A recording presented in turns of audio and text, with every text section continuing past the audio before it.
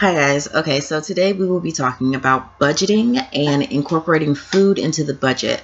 I talk to a lot of people who do not add food to their budget, so they find themselves going over because they're either buying food with whatever is left after their budget, or they spend most of their money on eating out or buying groceries and things like that, but there's really no cap for how much they're spending on it. They just spend it because it's food and you have to eat.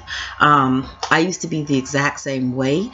I would budget for everything else, and then whatever was left was for food, or gas, or whatever was left was split between food and gas or whatever. And this didn't really help me get to where I was trying to go with my financial goals. So I listened to a couple of Dave Ramsey's CDs.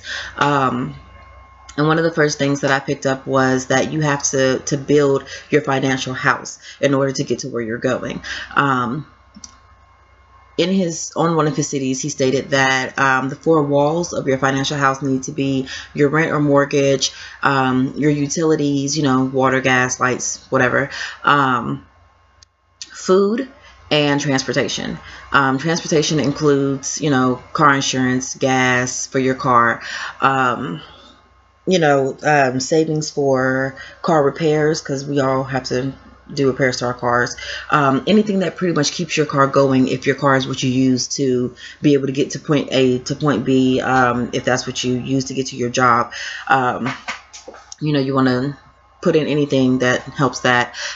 Food, not only groceries, but also eating out.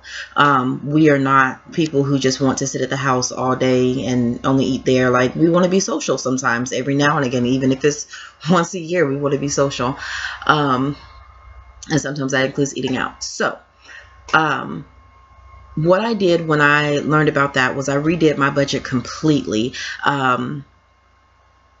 We'll talk about getting to a 0 point on another video, but I redid my budget so that I could get to a 0 point. And in that, I had to add food before pretty much everything else that I was paying outside of, the four walls.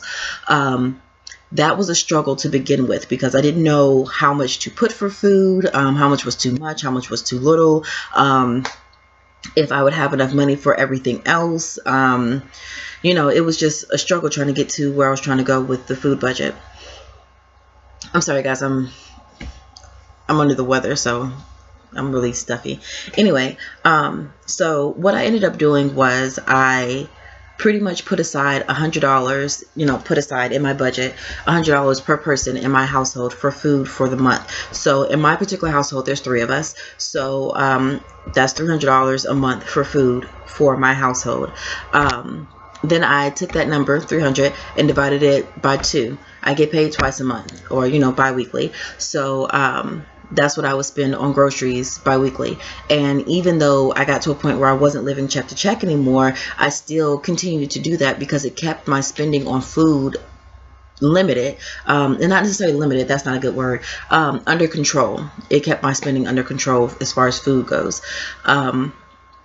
And whatever I did not use for food that particular week, or during that that span between paycheck to paycheck, I put up for what I call food emergencies. Food emergencies are just like any other bill emergencies. This is anything that's left over from what you said you were going to spend for it, and you just put that up to only be spent for that thing. So if I had, let's say I had, I don't know, $50 left over from my food budget, and I went ahead and decided that I didn't need that anymore, or I wasn't going to spend it on anything. I wasn't going to go out to eat or anything like that. Then I will put that up in my food budget, or my food emergency. Sorry, I cannot talk today. Okay.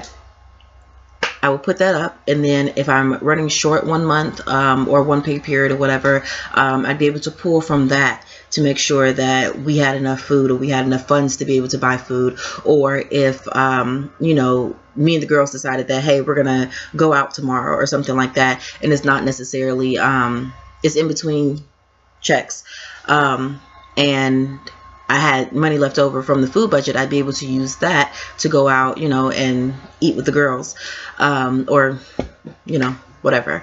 But that money is only spent for food. So that's eating out and that's in the home, as I stated before. And that's pretty much how you're able to keep up with making sure that your family is eating. Because a lot of times what we do is we do the budget for the things that we have to pay, and we don't do the things or put in for things that we actually want to have in our budget. And we'll talk about that on another video as well. But your budget is for you. Your budget is not a one-size-fits-all type situation. The only thing that should be the same on your budget as my budget is your 4 walls. These 4 walls are going to help you build where you're trying to go. They're going to help you become financially stable quicker than anything else that I've done. And that's just, to be completely honest, I've done budgets for years and years and years and years, and I couldn't figure out why I could not come out of living paycheck to paycheck, even though I was budgeting, and it was because I was doing it wrong.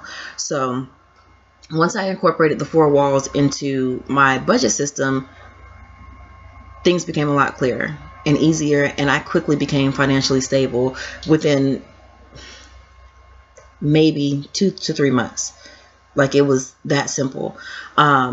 But for some people it might take shorter, for some people it might take longer. It just depends on what your particular budget is and what your goals are and where you're trying to get. So my situation might not be your situation, or you might have a better situation than my situation. So let me just add that there.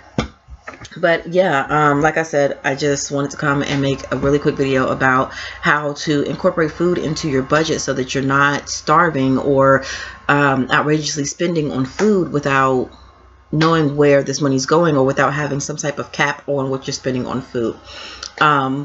With that being said, I'm going to go ahead and let you guys go, because again, I'm not feeling too well today, but I just wanted to touch bases on that, because I got a lot of questions about that in one of my budget meetings the other day, and I thought that, you know, that's something that we don't touch on. Like, I didn't know, you know, to add food to my budget, and a lot of people don't know to add food to their budget.